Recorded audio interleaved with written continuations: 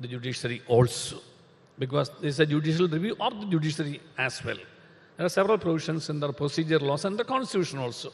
As brother pointed out, the High Court jurisdiction under Article 235 is to oversee the administration of justice in the state, unlike the Supreme Court, which does not have any such jurisdiction.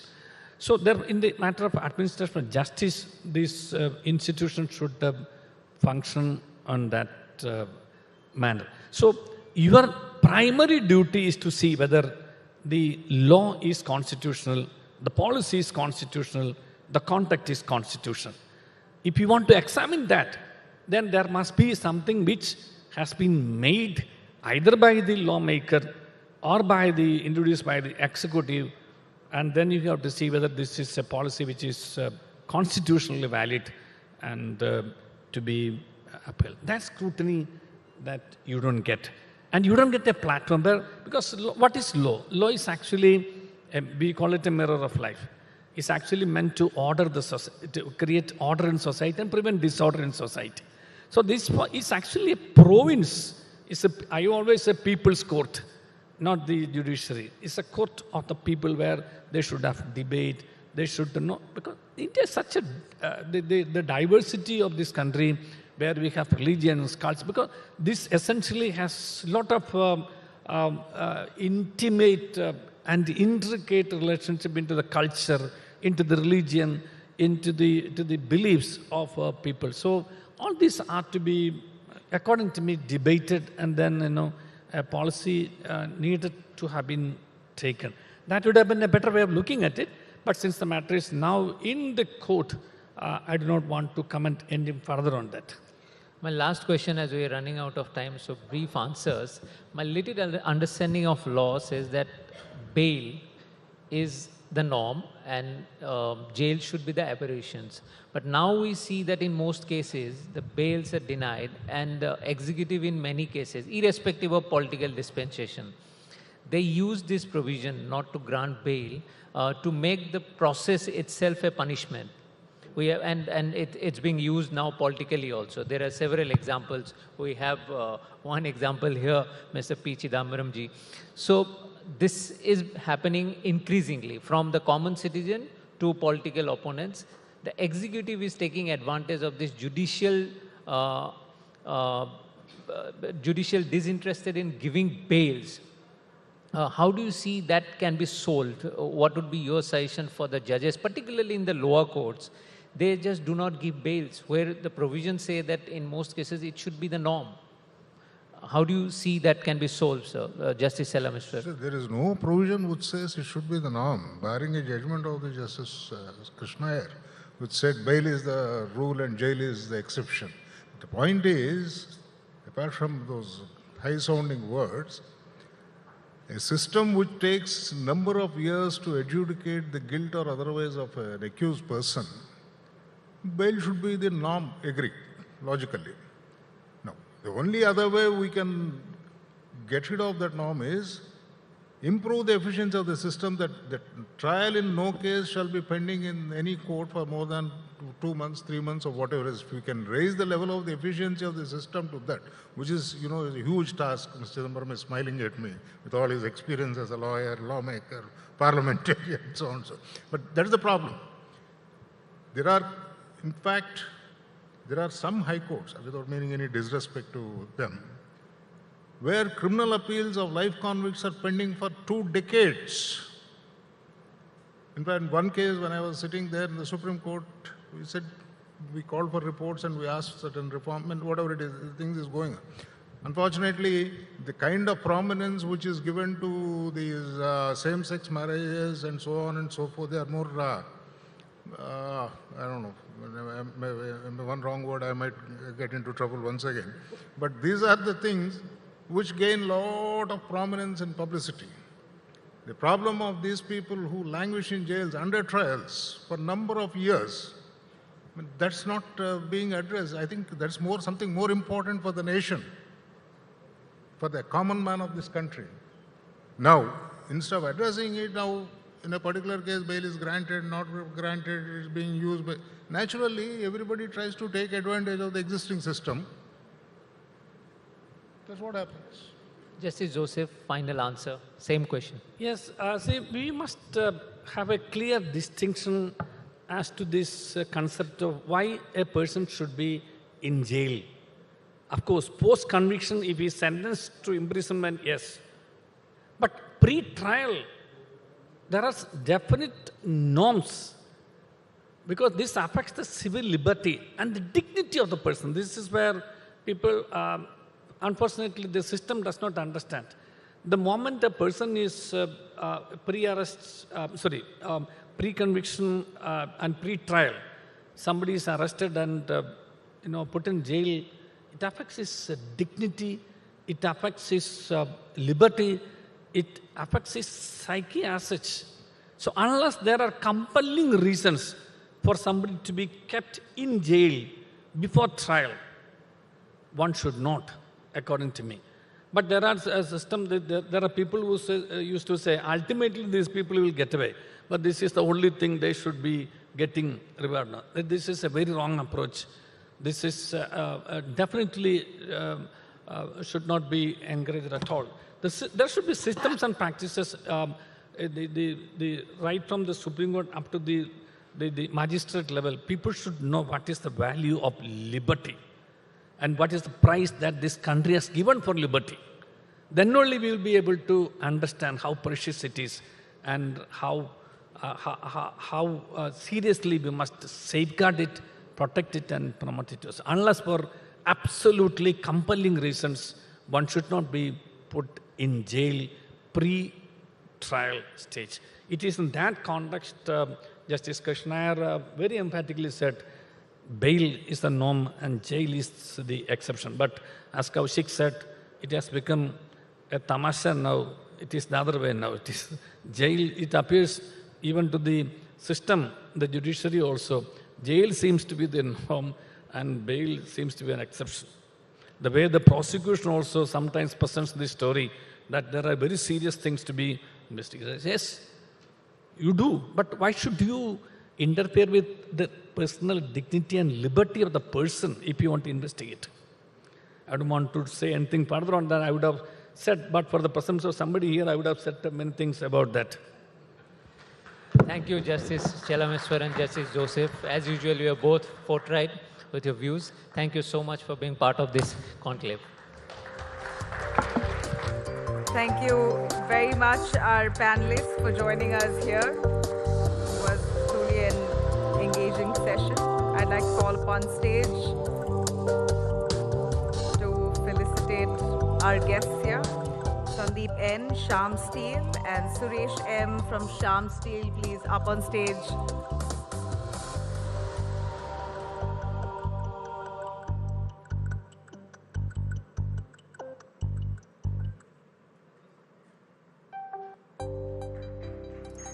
A big round of applause. Justice Jasti Chelameswar, former Supreme Court Judge. Justice Kurian Joseph, former Supreme Court Judge, with an enriching conversation with Kaushik Deka. A big round of applause. All right, up on stage next is our Kerala State Minister for PWD and Tourism, Mohammad Riaz, PA Mohammad Riaz, who will be giving enough and more insights on Kerala's tourism, an industry that seems to be booming forever. In fact, Nagarjun Dwarkanath to be moderating the session for us. Nagarjun, South Deputy Editor for India Today. I'd like to welcome on stage PA Mohammad Riaz. A big round of applause. Kerala State's Tourism Minister joining us.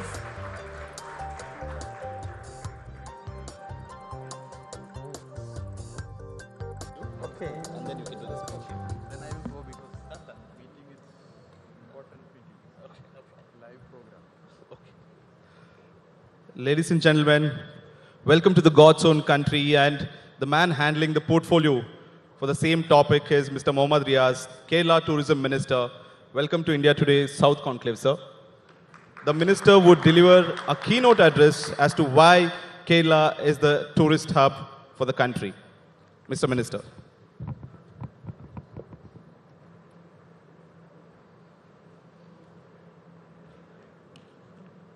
Ladies and gentlemen, welcome you all to Kerala. Indeed, travel and tourism sector, the worst affected one when the pandemic created havoc on human life on this earth, has shown incredible resilience to bounce back. The revival is not complete in all respects, yet it could show the valor and vigor for a speedy recovery. Akin to the global scenario, Kerala tourism too faced harsh realities when the movement of people got started. The sector suffered job loss, revenue loss, closure of business, and the like. Yet Kerala tourism could regain the confidence earlier than rest of the tourist destinations in the country. The government and the industry joined hands together and took varied measures to overcome the unforeseen consequence of the COVID-19 pandemic. We took no delay in responding to the issues of the tourism sector, and the results are in front of us. We progressed at a tremendous pace. By the end of 2022, Kerala could bounce back extremely well by posting incredible growth in tourist arrivals. The state could receive 1,88 lakhs domestic tourists during 2022, which shows remarkable and unmatchable growth in tourist arrivals in the post-COVID era. Number of foreign tourists is increasing gradually. While the recovery was progressing within months, Kerala tourism could bag laurels, bringing yet another feather to the cap of Kerala tourism. God's own country has been featured in the 52 places to go in 2023 by the New York Times. The Kerala has been ranked 13th in the New York Times list, which lauds the responsible tourism initiatives of Kerala tourism. In addition, Kerala has been declared the best wedding destination for the year 2022 by the leading magazine Travel Plus Leisure, India and South Asia. Also, Kerala tourism has bagged the prestigious Responsible Tourism Global Award at the World Travel Mart held in London for its street project. Also, Kerala tourism has bagged the Popular Gold Award of Pacific Asia Travel Association for 2022 in the printed marketing campaign category. Before that, Condé Nast Traveler recognized Kerala's Aimanam village as one of among 30 best places to visit in 2022. The year was capped with India Today ranking Kerala as the topmost performer in tourism in the big state. Get healthcare supplies. I've lost count of must be less than 8, which is the government must have a good person on top. See, if India has to become a 20-30 trillion economy, it has to be because some of these startups become multi-billion-dollar multinational corporations. Right. They have to. We have to create a Tata, we have to create a Reliance, many of these things in the next few years, in maybe new industries. Where are they going to come from, right? We see existing companies grow at 5, 6, 10%. These are the companies that grow at 100%, 200%, etc. They also leverage disruptive technologies. And we need those companies. Now, just to say, if you look across, because you look at so many companies, which would be the promising sectors now that you think, look, this is a place you all must rush to, there's a lot of vacuum and you can fill up? Fortunately for us, India has lots and lots of opportunities. So we are going through a transition to electric vehicles in the automotive sector. Right? And that entire supply chain is ready for disruption. Whoever is making internal combustion engine parts and things like that, supplier to that ecosystem has to now transition to electric. We need new battery technology, so on and so forth. If you look at the entire consumer space, retail, e-commerce, digital commerce, now ONDC is disrupting these things. Sometimes it's these digital public goods, digital public infrastructure that allows new innovation to happen. And it's a very India-specific model. The entire fintech space got disrupted by UPI. We are waiting for a disruption in healthcare. Because if you have to provide quality healthcare at affordable prices to the remotest corner of India, it has to be on top of technology. During COVID, we did teleconsult. We did so many things. Now, we need to scale these up. And we need to leverage these new technologies and these new business models. And those that leverage this will become very successful businesses later on. And those existing businesses, hospitals, embrace, for example, teleconsult and make that part of their regular processes will succeed better. Now, is age a factor? Is it too young to start? Must you start? Is it too old to start? Where do you... It's a mindset. Sam Walton started Walmart at the age of 65. 65? Right. So I now say that at the age of 60, please think of you as a startup founder. Right. Start a second career if you want to. I reinvented myself after stepping down from Infosys. Right. Because I now do nothing in IT services space. Right? I support startups, I support research, I work with industry and government, philanthropic investments. So you're neither too old nor too young also. What age should you actually, is there a... Age is in the mind, in the mind, right? Today, you are healthier when, 80 is the new 60. 80 is the new 60. That's what everybody says, right? Happy to hear that. Right. So you have to work till you die. Don't retire. And start a business whenever you feel, whenever you have a good idea, whenever you feel like good. So I feel that just after education, when you pass out, that's right. First opportunity. When your children go to college, that's the second opportunity. That's probably around 40. The third is around 60. When you finish your career, so-called career, start a new business, and then... And just before 80, you can still do. I think you'll stay young if you do that. You'll stay young. We had a guru in the morning. Now there's a new guru here who's telling us about things. But another point that... Neuroscientists will tell you that social interactions are key to being young. Right. Being healthy. And challenge yourself, right? Mentally stimulate yourself. That's true. That's true. No, I wanted to talk a bit about incubators. And how do you see that as a major role? Because you do need a mentor. Right? Everybody who has a great idea needs someone to pull him. Now, how do we get those? And what is the, do we need to do something about that? Is that an area? Yeah, so the ecosystem is extremely important. And that's another reason why certain parts of the country do very well. Because they have mentors. These are people who have founded companies, either succeeded or failed. It doesn't matter, but they know those lessons. They can help others who are starting new businesses. Then incubation facility is one where all the services that a startup requires can be brought to bear in one place. Right. Rather than distributed. So you don't need to run around and find all the different services that you require. You can find it in one place. You can also get advice. You can get funding. So incubators are very important. Incubators are also very important in the academic scenario because students wanting to start a business need some support in terms of space, etc. So incubators are important. There are incubators within corporates. So now if you talk to ICICI Bank or HDFC Bank, they all have an incubator now to create startups in the fintech space. So take advantage of these things. Find a mentor, find an incubator. Some funds have incubators themselves. These are all structures that you need to take advantage of. If you're anybody, if you are challenged, if you find an issue, ask for help. Correct? So startup also must ask for help if they stumble. That's about lesson 13 or 14. Okay. But the other thing that is there is that once you start up, you've got private funds, you want to go public.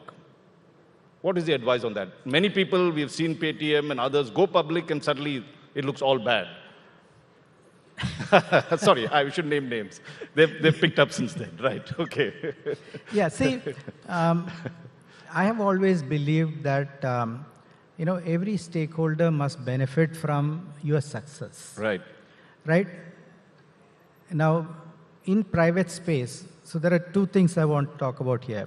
In private space, the valuation is decided by 5-10 people in a room. Right.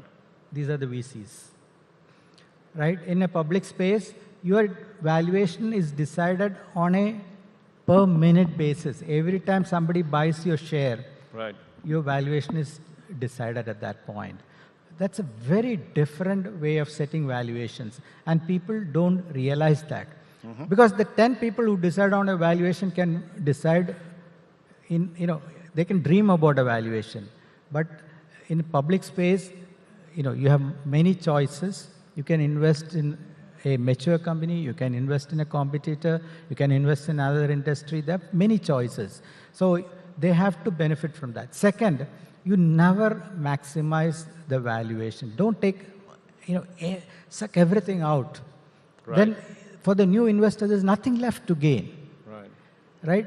Leave always something on the table so that the new investor also feels happy that they bought your share. They must see the next day the price going up. So leave Wonderful. something on the table. Right. The way to success on IPOs. But we have a lot of youngsters I can see across in our audience. They're sitting behind. But what would your advice be to them? Look, they must have done college, just coming out. They've got bright ideas. What would you say? So, as I said, India is the best place to start a business. Opportunities are huge. Disruptive technologies allow you to reimagine businesses. Second, it is cheaper to start a business in India. That's the reason why the entire world is coming to India for innovation. Entire world is coming to India for innovation. Because it's cheaper to do innovation and we have talent in abundance. Our talent is second to none. Second to none. Okay. Third, governments are realizing that they need to support startups. So there are lots of government programs that you can take advantage of. Academic institutions support startups, etc. What you need is, you need to make sure that for the next 5 years, you can live on a shoestring budget or zero income. Because starting a business is a risky business. Right. You must be willing to rough it out. You have to willing. Now, I say if you're going to get married, don't do a startup also. You can't take two challenges at the same They're time. not happy with that thing. Don't get married too quickly, he says. Right? Because you can't take multiple challenges at the same time. Right. So you need to be very clear that you are able to rough it up for some time. It's very important. You are able to take risks. If a family is dependent on you, they are looking at you to get a good job and support them, do that. Maybe at a later stage you can do a startup. So then, of course, you need an idea, you need a team, you need to have a story, you need to pitch it to venture capitalists, and there's a lot of luck. I'm going to also, I'm sure this will be interesting to you all. We are looking at artificial intelligence. We have now ChatGPT. I'm sure all of you all tried to do this for your marks and try and get them to answer your papers easily, sneak in some also. Where do you see artificial intelligence go? Is it a bane, or is it something that is going to be highly good for society? Where does it? Where do you look at the artificial intelligence debate? See, it's a tool, right? Just like a computer is a tool, a mobile phone is a tool, a car is a tool, right? These all augment human capabilities. If I want to go from here to Bangalore, I have to take a flight. Well, I can drive, but it will take me 12 hours to get there. But this is much, much higher sort of intelligence. Because more and more you are getting into what is called knowledge work, intellectual work, what we believe to be human, right, capabilities. Right. White collar work and things like that, which require thinking, analysis, etc. But the thing is, computers were and are becoming better and better at human tasks. I can probably add 10 numbers in 1 minute or something like that. Right. A computer will add million numbers in Zillions, 1 minute. They have been becoming better and better. You know, as I said, you know, if I take a flight, it's faster than me running to reach Bangalore. So machines have been becoming better than human beings for time immemorial. Right. It is for us to take advantage of this technology and use it effectively. Right? It's the plane that went and hit the Twin Towers. So technology can be misused and will be misused, and will continue to be misused. It is for us as a society to understand the benefits, put in, you know, a railing around these technologies to make sure that we use it for the benefit of humanity. And the benefit is huge, because with AI, machine learning, we can probably help people perform tasks better, you know, simplify things. We can, you know, provide better secure society. There's so many things that are beneficial to us because machines are faster and better. But you know, all of them must be really worried about the fact that machines, our generation has sort of at least gone through the entire thing, and the machines were not that clever at that time. They're getting better and better. But let us look at the other fact. Why can't we, India, be on the top of the curve of artificial intelligence? We always did BPOs, we always did back office stuff. Is there an, okay, not y'all, okay, software development. I'm looking at how much time we have for We've the got next 3 debate. minutes, okay, or 6 minutes, if they permit us. What do you think India needs to do to become the AI capital of the world? Can we do it? So first of all, you know, before I leave it, in IT services, we have become world's best. Okay?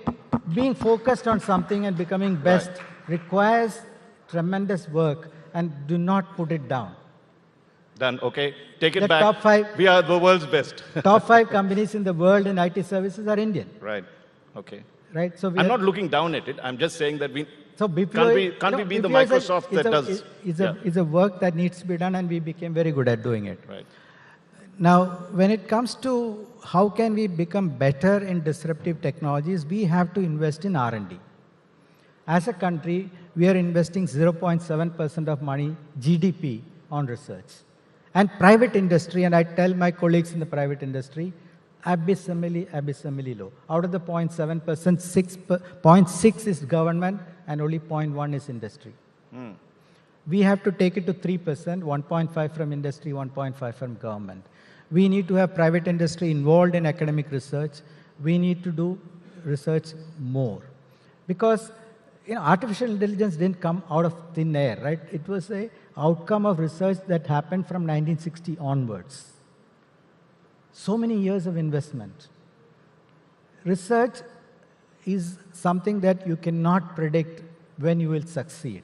You make multiple attempts. Look at Elon Musk. He blew up a rocket. After 4 minutes, it blew up, right? They cheered it because they know that there are lessons learned, and the next time they will not make those mistakes. But I always ask this question, why can't we get a Google? Why can't we get a Microsoft? Why can't we get an Amazon? Why do we always have to be copycats? You know, so we have product companies in the application side. The best logistics companies here in Trivandrum. You know, people in this room will recognize IBS software, right? I don't know, V.K. Matthews is here or not. He's the founder of that. So, you know, when you go to Dubai airport, the software that runs... But the fundamental question, why can't we reach that level quickly? Google came out of the research at Stanford, right? So universities are important. Universities are important. You know, investment in research is important. Sustained investment. You know, these don't happen overnight. Our best talent is going out because they're not getting opportunities here. These are the same people. Who is the CEO of Google? That's true. Of a person of Indian origin, right? Of Microsoft. So it's not about our capability. It's about that environment. Ecosystem. Ecosystem, and the investment that's required. You know, US is investing billions of dollars. So just like, you know, in AI, for example, President Biden announced 140 million, if I'm not wrong, 140 million immediately to say that let's understand the pitfalls of AI. overnight. So shouldn't the government now, like it said, Startup India, AI India, maybe I could So be... we are increasing slowly as our GDP grows, our investment in R&D is going up. But as a percentage of the GDP, we need to increase that. Right? It's increasing, but it's, we need to accelerate that. So government has announced quantum mission, AI mission, but we need to implement it on the ground. Unfortunately, our academic ecosystem doesn't have the capacity to absorb so much money. It's not built for it. This is a topic for another discussion. I think so, yes. We did a study at IIT Madras. This is one place, and don't blame IIT Madras for this. 95% of the research proposals are less than 1 crore because they publish a paper and everybody is happy. Oh. Now, that is not going to create a Google or a Microsoft. Right. You need to look at multi-year, multidisciplinary research programs like ISRO, right? ISRO is supported by the government for how many years? Again, Trivandrum is where the ISRO started. Tumba Equatorial Rocket Launching Station, TERLS, is where ISRO started. That was in 60s. Right? It has taken so much time. Chris, I don't have AI to turn the clock and make it to 5 minutes. So firstly, this has been a fantastic masterclass for all the youngsters here, for all of us. So many lessons. Let's give him a very warm round of applause. Thank you very much. Chris Gopalakrishnan, tech billionaire, guru.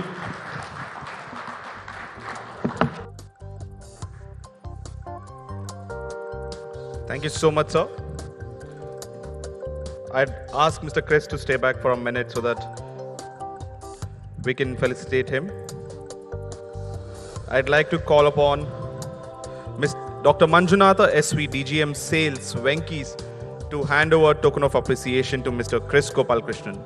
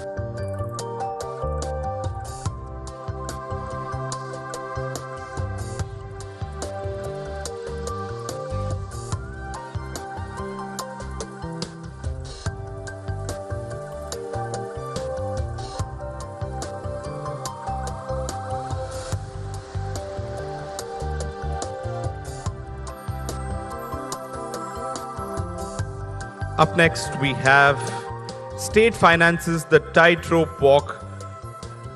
I would like to invite the session moderator, Mr. M.G. Arun, Executive Editor, India Today, to introduce the panelists.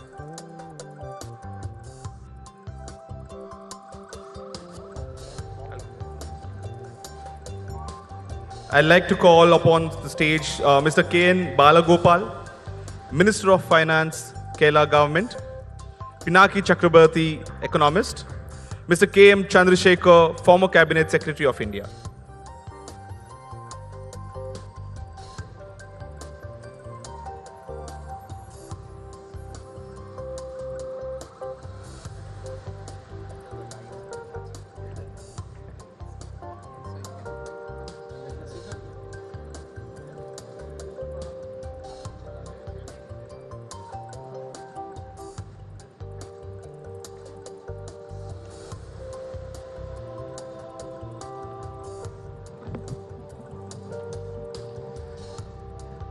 Good evening, everybody.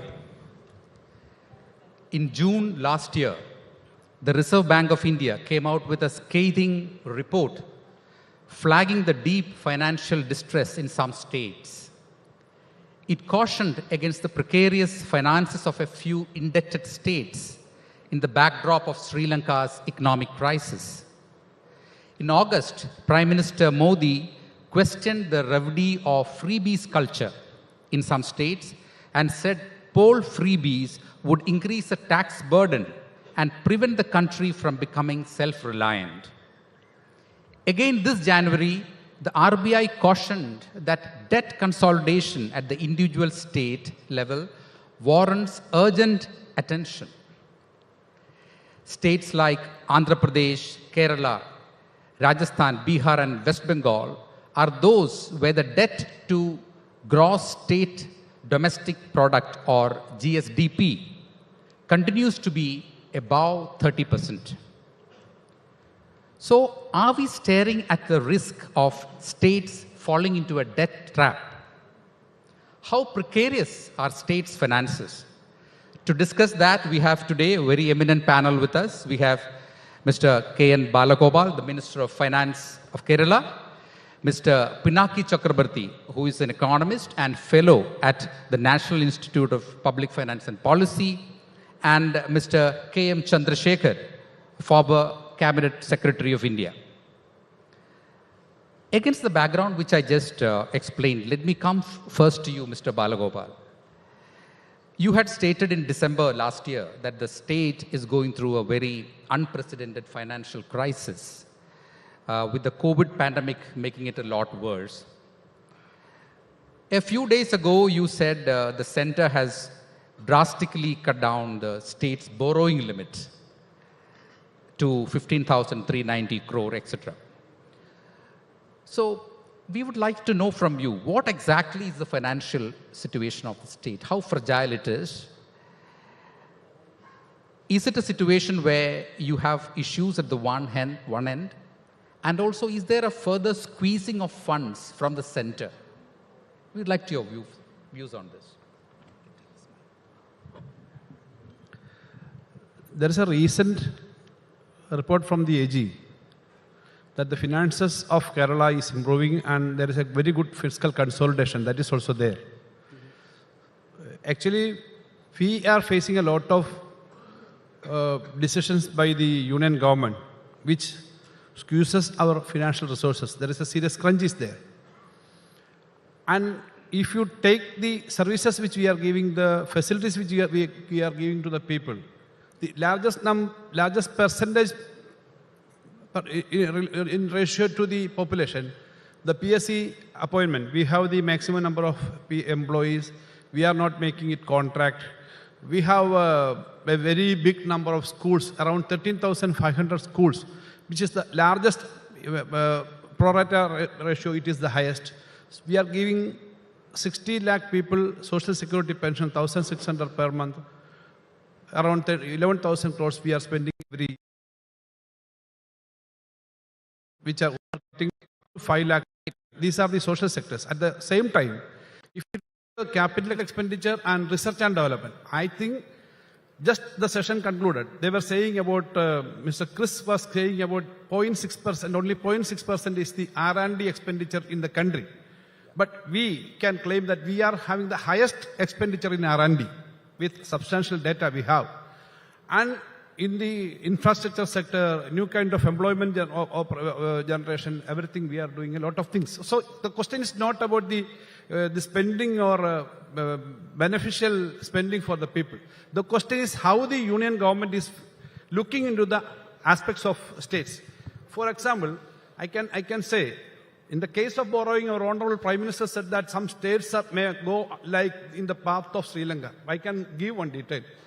In the last year budget and this year budget, the union government is taking around 42% of its total receipts through borrowing.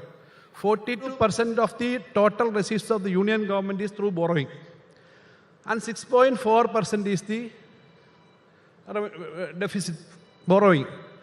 See, actually, if you take states like us, we are also taking, we have borrowing, but around 20% only. And we are, our revenue deficit is within 3% now, or related to that. Because we cannot take any money more than the stipulated sanctions or the approval of, without the approval of the Reserve Bank. The issue now is coming that those money which we are taking under some special public sector or special entity like KIFBI, Kerala Infrastructure Investment Fund Board, or some pension company, which government is giving only guarantee. That nowadays they are taking it into, they are calculating it under the borrowing. That is the issue. So these issues are there, and I am not taking much time. One thing I can say, for the total revenue receipts of Kerala, we are making 71% our own. But at the same time, many of the states in the country, out of the total revenue receipts, they are making, they are taking only 40%, 25%, 30%. If you need the states list, that also I can give. Okay. So why this is happening? After GST, the total taxation structure is changed, and their collection is going to not controlled by the state. Then the borrowing they are controlling. There is a stepmotherly aptitude to the states, which they are not politically supporting. That is there. So grants also, there is a sharp decline in these years. Kerala state of Kerala is facing that. Many other states are also facing that. That is the issue. It is not a matter of the way where we are going. We are going with a strong financial consolidation path. Okay. So the point to note is, of course, that Kerala's situation is not as bad as it was earlier. It is improving, number one. Number two is that whatever you are spending is not just some kind of freebie expenditure, but then actual schemes that are required for the state. And number three is that even the center is doing the same thing and going into high borrowing. I want to bring in Mr. Chandrasekhar into the picture at this point, because so you have been a bureaucrat, you have been in the system for the past 4 decades and more. You have seen various governments come in. Do you agree with Mr. Balagopal that whatever the state has been spending are on actual measures that are required for public benefit, or do you think there are areas where the state could rethink on the spending? No, I will reply to your question, but basically I think I have a problem with this very concept of fiscal deficit of 3% determining whether a state is economically viable or not. Because this you've taken from the European model, the Maastricht model. That Maastricht model was for nations. It was not for subnational entities like the state governments. Now, the Maastricht model has 2 elements. One is the fiscal deficit of 3%.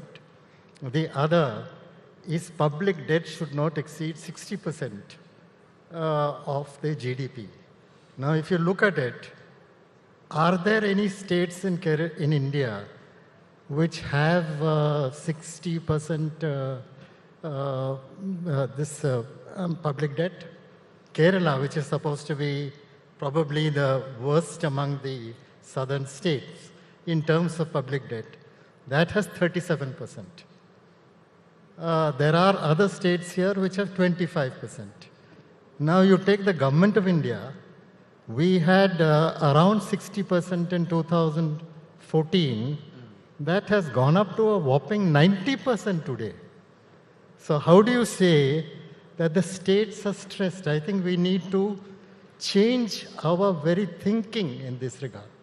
You see, many things that you would say are welfare schemes, like say the first Namboodiripad government in 57, they brought in things like free school education. Now, what a lot of change it has happened, because when the Gulf boom happened, people from Kerala went there because we were educated, we had spent a lot on health. They were healthy, educated youngsters who could make use of that opportunity. And from what I could hear of what Mr. Chris Gopalakrishnan said last few minutes, here again the potential is there and we have grown that potential. So you can't just dismiss it by saying that there is a 3% and there is a 60%. Now the fact is, I feel, and now even the European countries are feeling, that certain expenses, particularly infrastructure expenses, expenses that would lead to greater production in the future, that should be outside this 3% gap. And there should be, and Mr. Pinaki Chakrabarti will mention that point, they had said it in the 15th Finance Commission, they had said it also in the 14th Finance Commission. We are not looking at fiscal aspects, fiscal and budgetary aspects have to go together. And we need to make a combination that will lead to highest potential growth for the whole country. You can't stick to figures taken from here and there. So I have a fundamental difference of opinion regarding that. And I think what the 15th Finance Commission said, formation of a fiscal council, which will look into these aspects, look at how we are, I mean, what do we want? We want growth. Mr. Gopalakrishnan was saying our R&D is only 0.6%. Every political party, you read their manifestos, they're all saying we'll do 2.5%, 3%. But it's still remaining at 0.6%. And unless we are able to change that, China is about 2.6%, Korea is about 4.1%. That's where the change is going to happen. Let's think differently. Okay, so I think the basic question, the basic argument that states should be more cautious when it comes to their finances came with the Sri Lanka example, because it's a neighboring state and we have country. We have seen what's happening in Pakistan. I think that is where the debate has come in. So as far as you are concerned, it is more of a redefinition of the way that we structure this kind of borrowing itself. But you are not putting too much blame at the doorstep of any particular government. Maybe I'll bring in Mr. Pinaki Chakrabarti here. What, according to you, is the truth? Is it something like something in between, or what is your view when it comes to whether the states should be tightening their belts? Thank you. The first point that I would like to make here is that we should stop comparing both the union government and the states with the crisis in Sri Lanka or in some other country. There are two reasons for that. I'm not saying that because we should not compare, because it is something that has happened which is not good fiscally. First thing is, our states cannot go the Sri Lanka way because states are not allowed to borrow externally. That's a constitutional provision, and it's part of the constitution. So states cannot borrow externally. So the external debt crisis that led to a macroeconomic crisis in Sri Lanka cannot happen to an individual state.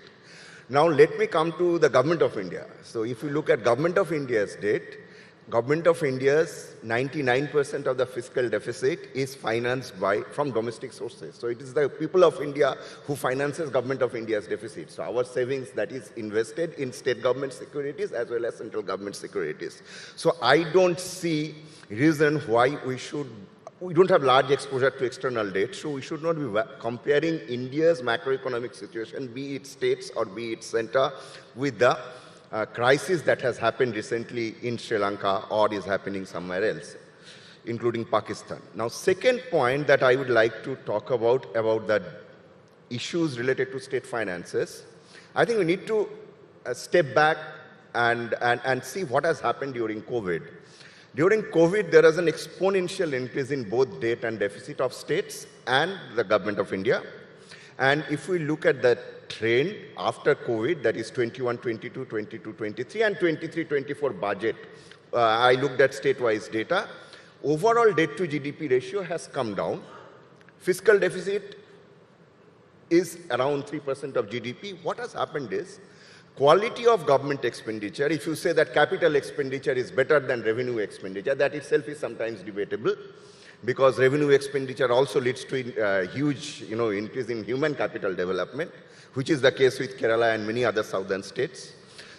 That has gone up because there was a revenue shock because of COVID, economy was closed, but that things are improving. But what is important going forward is to probably reduce revenue deficit, create more space for capital expenditure so that it generates more growth more growth will give more revenue, and in turn a virtuous circle will set in.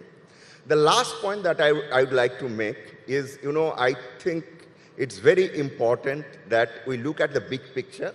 There are states who are at different levels of fiscal capacity. So comparing Kerala's fiscal situation with that of a state, say Arunachal Pradesh, will not be fair because their base itself is very different in both the states. So I think when we talk about state finances going, having serious problems, I think we need to take more nuanced view. Secondly, as far as revenue expenditure is concerned, we also have to look at the constitutional assignment. Constitution actually allows states to spend more on redistributive spending, be it education, be it health, be it rural development. Most of the spending is at the state level. So if we say that these expenditures will have to be cut, what are its implications also needs to be studied. So that's very important. Last point that I would make is with regard to freebies. I think that if we take the terminology apart and step back and see, I think freebies are a debate which is about conditional cash transfer. So what are those cash transfers that you have to give which will deliver that particular outcome? I think that is what should be looked at rather than saying that this should be done or this should not be done. I think that's a question of fiscal autonomy, and that autonomy should be left to the state. But design, of course, we should discuss how the money can best be spent. That's an issue that always should be discussed. That is an issue of public financial management. I think the debate should move there rather than saying that it should not be done. Okay, so the expenditure should be more result oriented, and there should be perfect parameters to gauge whether they are really worked or not. I will come to Mr. Balagopal here. When it comes to the latest issue where the center has lowered the borrowing limit of the state, how is it going to impact the state's finances going forward? Today morning, Amitabh Kant was here, the former CEO of Niti Aayog, and he said that the center, you should read the center's policies in a different way, in the sense that the center is incentivizing good policies, like, wherever the states are spending more on capex, they benefit. So do you think it should be, maybe it's time to look at a different approach? Or do you think here the center is at fault when it comes to not allowing you to borrow enough? It is not a question of borrowing alone. Actually, why this borrowing, this demand for this stipulated FRBM Act borrowing limit? We cannot go beyond FRBM Act because it is 3% this year. In the 3%, they are saying that the money which you took under some organizations like IFI or some other organization, even the Vidinyam port now, which we are giving some guarantee through KFC or some other organization. Vidinyam port, it will be one of the biggest port in the future. Even that capital expenditure, some guarantee state is giving, they are saying it is also coming under the borrowing. These kind of conditionalities are coming. And you take, when looking into the financials, the state COVID period, it was a very drastic economic problems were there. So just after the COVID, in 2021 March, our total tax and non-tax collection was only 47,000 crores. And within 2 years, last 2 years, we improved it up to 71,000 crores. That means around non-tax and tax, it is around 26,000 crores improvement, increase means 50%. Increase in these 2 years, it happened. So this kind of improvement is there, and reduction of other borrowing is there. And if you take our capital expenditure, both KIFBI and through budget, it is also, plus the human capital aspect, Dr. Pinaki was saying. So that is there. It is not an issue of that.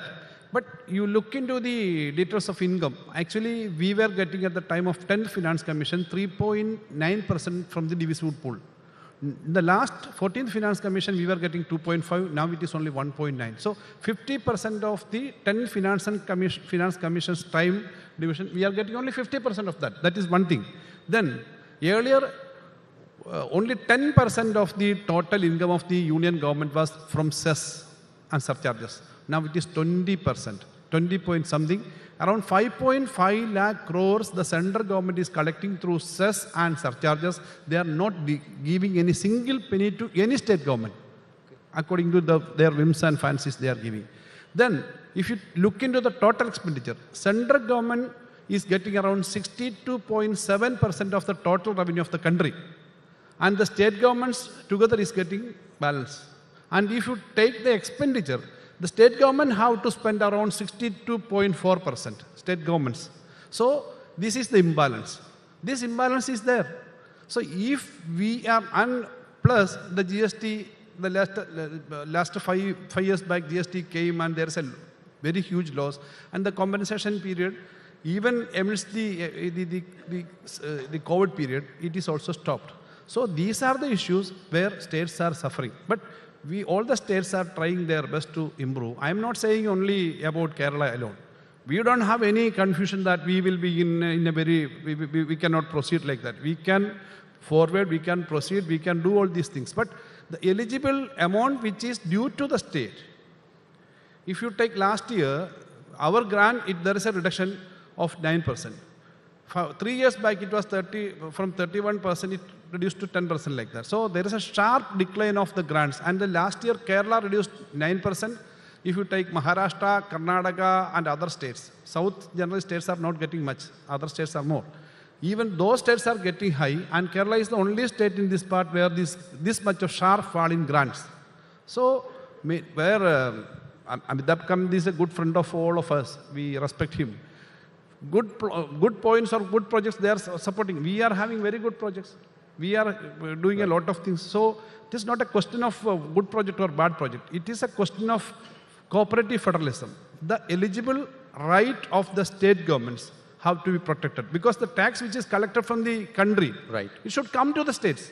Means part of that should come to the states. So a lot of discussion is coming there, and then they are blaming that states are not functioning well. That is not correct.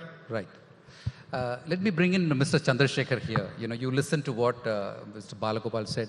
You have watched the state very closely because you have worked here also. What is your view? Are there some areas where the state can be a little more cautious on their spending? No, there are certainly areas. I think particularly in respect of public sector undertakings, there are too many public sector undertakings, and many of them are loss-making. That's one area. I don't know whether politically it is possible to do it, but it's an area of real concern where a lot of money is leaking out. I suppose many of these pension schemes, now with the introduction of Aadhaar and linking with Aadhaar, a lot of saving would be coming there. That was another point of leakage. So there were leakages. But again, I come back to the fundamental question. I don't agree with the view that the center should be incentivizing us to do the right things, because the center does not know what Kerala needs. Kerala knows what Kerala needs. UP knows what UP needs. What is good for UP is not necessarily good for Kerala. We have our own priorities. Let's go ahead with our own priorities. So the entire concept of federalism, cooperative federalism, as the minister said, that should be reconsidered, and that can be done only through consultation. You have to talk to the states. The states have to spend more. The states have to spend in the right way. And then you get the overall growth picture. Don't just stick to formulas developed in somewhere in Europe and say you are not good, you are wasting money. That doesn't make sense to me. If you need to spend more, you need to spend more. Now, how do you spend more? For example, if you take 3% as the fiscal deficit norm fixed today, suppose we put 2% for infrastructure, will we not save? Because the cost of infrastructure today will be a lot less than the cost of infrastructure 5 years, 10 years hence. So we are going to develop faster if we give more room to the states. And the states have no room now, because fiscal deficit is revenue minus the expenditure. And revenue, income tax is entirely with the central government. Now GST, hardly any room. Now they are depending on stamp duties, excise, customs, and so on to do it. Is that, I mean, they don't have much room for that, and they have an expenditure already. So I think we need to see how we can make the states more self-sufficient. Okay. And maybe, sir, you can also, if Mr. Chandrasekhar, you can also tell us what are the ways in which states can shore up their revenues, you know, because at every point they seem to, yeah. Shoring up revenues, as I told you, I think there is very little room left. Now you've got GST. Now you can do more, better GST implementation. Make sure the GST, because GST is self-policing. The ultimate thing is that everything will be, your information system has to be pakka and everybody has to be part of it. That's one way of doing it. But where other? Then the center has to think in terms of, do we need so many centrally sponsored schemes? Can't we pass on that money, more of it to the states, under certain conditions? And you have some body, not Niti Aayog, but some fiscal body, which will look at the taxation structure, which will look at the expenditure structure, which will look at the budgetary structure, and how you can spend your money better for the growth of the country. Okay. I think that's what I feel. Okay, Mr. Chakraborty, your views on how the states can shore up the revenues? Well, I think what is most important to look at is the structural change in the tax base itself. So there has been an amalgamation of tax base because of GST. So it's a joint responsibility of center and states, and this is decided in the GST Council. And if we look at the GST when it was introduced in 2017 and the GST that we have now, there has been a significant improvement. So the GST design improvement is a continuous process, and it should give us more and more revenue. That's the large chunk of it. Second, on the question of state revenues from other taxes, the only tax that is left is petroleum products and other things as stamp duty, motor vehicle. These are all minor taxes, of course, contribute a large sum of revenues, but compared to GST, it is very small. So I think there we also need to look at what incentivizes growth. So if we are talking about stamp duty and registration, so it is a direct tax when you are buying a house. So can that be rationalized? Would that give us more revenue? These are the issues that at the state level also we should look at. At a very high stamp duty may not give us great revenues. Such rationalization is important. I think a comprehensive understanding of that would give us more ideas about what can actually be tapped as revenue, more as revenues going forward. And last but not the least, I think when it comes to revenue mobilization, overall India's tax to GDP ratio is 17-18%. And in the long run, if we really have to spend 6-7% in the capital expenditure, our tax to GDP ratio should go up more than 20%. That's the national goal I think we should have. And there both center and states have to work together. Okay, Mr. Balgopal, a final word from you. You heard Mr. Chandrasekhar talk about, maybe some of the areas where you can reduce wastage. When we talk about shoring up revenues, also, to reduce wastage, he mentioned about the state PSUs, etc. Maybe you have some fine examples there of revival, but how do you respond to that? And what are the steps the state government is taking in terms of ensuring its financial acumen going forward? See, wastages we all join together for that point, because wastages we have to control. We are trying for that. And in the area of collection, improvement of the system, GST department is improved, a lot of changes is coming. And that is why I said 50% increase in 2 years that is a remarkable thing. And collectively we are discussing with all our other stakeholders, even to the union government, we are discussing about how to improve. And the PSUs, it is not a major thing, but even PSUs we are trying to reduce the losses, and we are streamlining the thing. But the recent issues are coming. The last day, 2-3 days, it was a very big decision. The latest details about borrowing plan. We are eligible for 32,500 crores this year, as per the condition. Letter came. Then immediately one day, another letter came. Your borrowing for this year is only 15,390. Generally, it will come with some details of what will be there, how they calculated. Nothing is there. So these kind of attitudes are there. I am saying this is the reason discussion last through. There's no consultation. You so mean no consultation and no statistics. We have our own accounting. All the details we have, and if some confusion is there, we can discuss. Nothing is there. These are issues, and actually, every state government have to improve, and we are also trying for more investment in infrastructure, science and technology. Recently, when our honorable Prime Minister came here, he came for inaugurating the Vande Bharat flag of he. Same day, we had two big programs. One is a digital science park. Around 1,500 crores is the estimated plan, and then Kochi Water Metro. These are all our own programs. So we are spending for these kind of issues, and science park, we are planning for 3 science parks.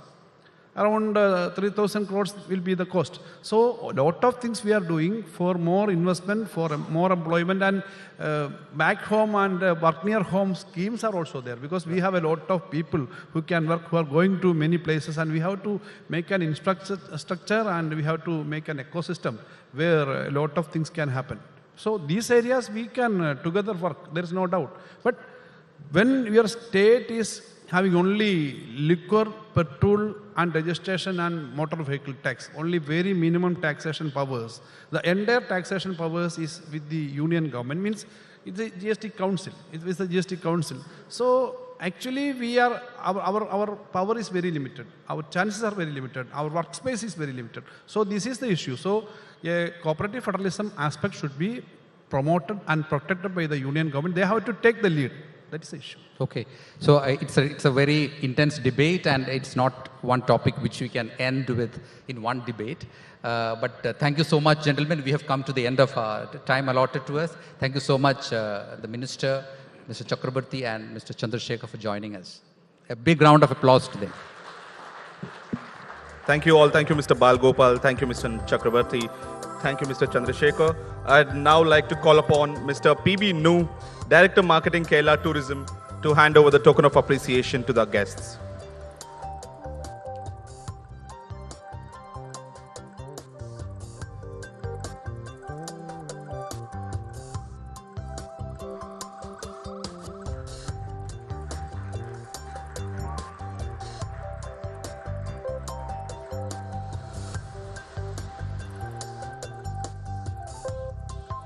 Thank you so much, gentlemen.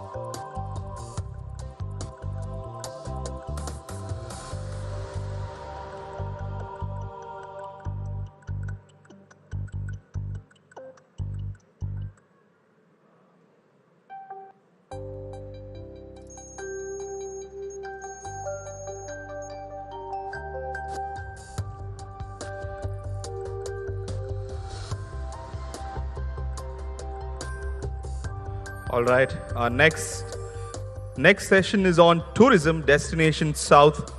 I would like to invite the session moderator, Nabila Jamal, anchor, Deputy Editor, India Today Television.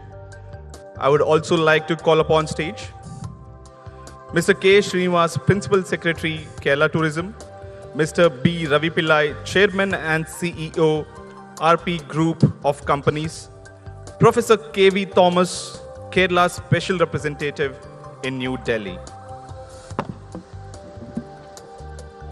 Thank you very much. I'd like to welcome on stage Mr.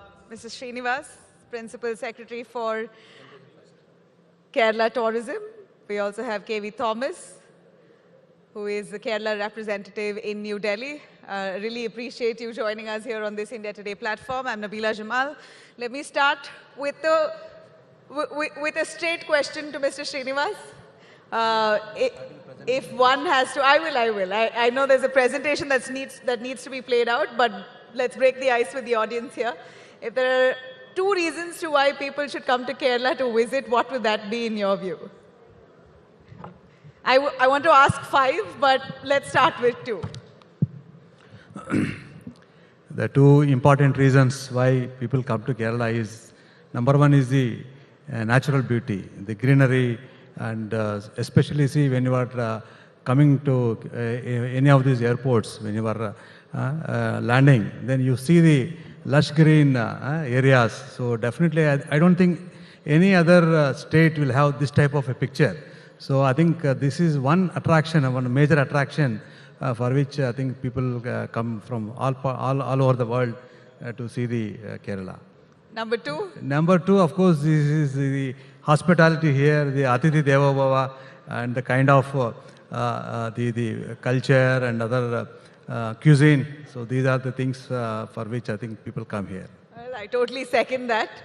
The beauty and charm of Kerala is unmatched, and the food, I cannot resist. Every time I come to Kerala, and 1/4 of me is from Kerala myself, so I have all heart to this place. Let me cut across to a small presentation that the Kerala Tourism Department has put out for us to see. Let's have it. Please play up.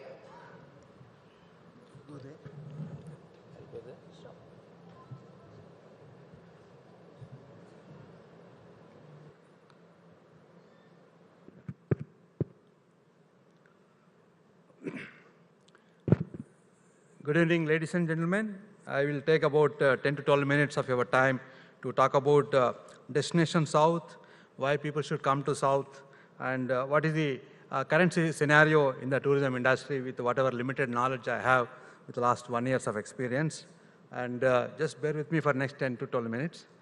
Tourism industry is, as you know, is one of the major industries in the world with almost 126 million jobs worldwide that is going to be created in the next 10 years, according to the World Travel and Tourism Council. And as you know, many people are depending on a tourism industry for employment. And you know, the COVID pandemic has affected tourism like anything. And then after that, it is coming back, and then it's called, some people are calling as a revenge tourism. So it is coming back strong, and then according to some figures, it is already touched, the tourism receipts has already touched USD 1 trillion mark in 2022. That shows the importance of the tourism industry in the world. Coming to Indian tourism industry, we are almost 6% of our GDP. It contributes to 6% of our GDP. In 2020-21, about $178 billion was contributed to the Indian GDP, and one of the fastest growing economic sectors with significant impact on employment generation. And we had around 31 million tourists visiting India and fetching a revenue of foreign exchange of $30 million. That is the power of tourism in the country. And coming to South India. South India, you may be knowing that only about 30% of foreign tourists, they reach South India. This is really very bad, because most people, they touch upon only the Golden Triangle. The Golden Triangle, the famous Golden Triangle of India, that is Delhi, Jaipur and Agra. After seeing these 3 places, the tourists are going back. So our endeavor would be to bring them to South India also, and then all these 5 states, Andhra Pradesh, Telangana, Karnataka, Kerala, Tamil Nadu, they have wonderful locations, wonderful destinations, but 70% of the tourists are not visiting these places. So we need to do something for this. And as I mentioned in the slide, there are multiple tourist attractions, and then they have about 13 international airports connecting different domestic and international destinations, and a good rail and road and rail connectivity. Then coming to this, these are the, we tried to do something in the last 10 to 12 years. We tried to create something called a South India Tourism Council, and a lot of meetings have also taken place, and but it has not come to a fruitful discussion. So we would like to have, this is what I am proposing, I mean, I spoke to some of the other tourism secretaries, but they're also of the view that we had to do something and then create something like called South India Tourism Council to attract more and more tourists to southern part of India. And we need to develop that, because once we have a South Indian Tourism Council, definitely there can be a comprehensive marketing plan to attract more and more tourists to South India. And just one example, see, the connectivity within the southern states is not much. For example, I hail from Hyderabad, and Hyderabad to Thiruvananthapuram, there are only, I think, 2 flights in a day. So I don't think this will be a good factor to promote tourism between Telangana and Kerala. So we need to have more and more flights, otherwise the tourism is going to be affected. So these are some of the circuits, famous circuits in South India, and covering different states like Chennai, Mahabalipuram, Trichy to Kochi, Ooty, Mysore, Bangalore. So about 3 or 4 states are covered in this. Similarly, there are different South Indian circuits, and these are all very famous and all the important places one can visit. And my presentation cannot be complete without mentioning about Kerala, because I represent Kerala tourism, and this is Kerala, very small part in such a big country. And the beauty of this is that it has got many airports, 4 international airports, and there are flights to, and one side is the like Gulf, Abu Dhabi, Dubai and all that, and the other side we have Malaysia, Singapore and all that. And I am also very happy to announce that very soon we are going to have direct flights from Vietnam to Kochi, from Ho Chi Minh City to Kochi, thanks to efforts of some of our people like our Mr. Venu Rajamani, who was here till now. I think so. There are many people who are trying to do many things to Kerala tourism, and as a result of that, Vietjet is going to operate some flights to Kochi from Ho Chi Minh City. Then this is about the recognitions and accolades Kerala tourism has been getting in the past, and these 2 are the latest ones, one from the New York Times and other from the Time, and these 2 are the, needless to say, the most respected and recognized newspapers in the world. And these 2 are saying that Kerala is one of the best places to visit in 2022-23. And here some figures. Up to 2019, no problem, but due to the pandemic, it has come down, and we are now picking up. If this is about the domestic arrivals, I am very happy to say that we have crossed the highest figures of 2019 in 2022. So tomorrow, this year is going to be more. And here about Kerala, there are so many products, in my opinion, except desert, which nobody wants to go. We have everything. But due to paucity of time, I am only talking about Ayurveda and backwaters. And here, Ayurveda is a way of life in Kerala, and many people, they go for only Ayurvedic doctors, and advantages, and there is a long tradition, more than 5,000 years of tradition of Ayurveda in Kerala. And the authentic, if you want to have an authentic treatment in Ayurveda, and you have to come to Kerala, there is no other place in the world for Ayurvedic treatment. And of course, this is the largest pool of qualified and trained manpower. I would like to play a small video about Ayurveda.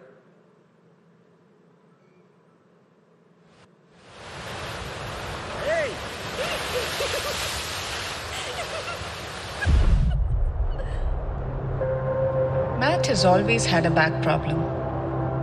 I had been telling him about Ayurveda. I guess he was a bit hesitant due to the pandemic.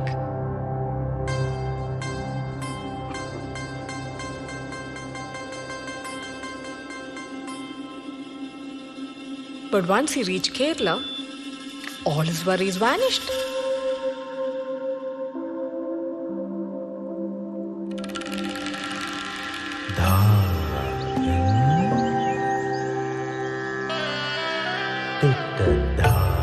When he came to know that Kerala has an unbroken tradition of Ayurveda and it is the home of this 5,000-year-old system of healing, Matt was literally floored.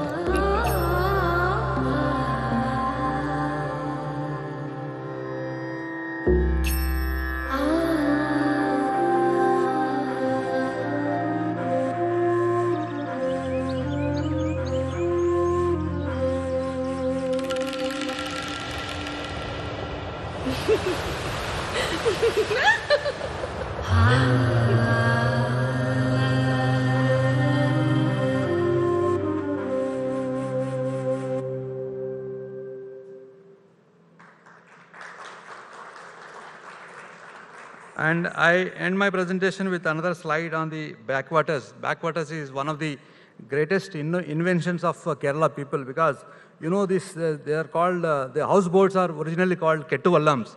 Ketuvallams are used for transporting rice and other provisions from one place to another through canals. But due to the transportation revolution, these ketuvallams have become useless. So they have converted these ketuvallams into houseboats, and that has become one of the best attractions for tourism industry. So I would like to conclude my speech with a small video about backwaters, and is a basic...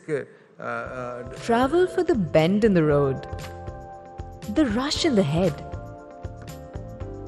or the crazy treehouse. Travel for the wildlife, for the adrenaline high, and the 200 feet drop. Travel for sadhya on a banana leaf, for sizzling fish fry, for steaming puttu, or for parambari. Travel for a brand new start, for a bright new day, and a better world. Travel for good.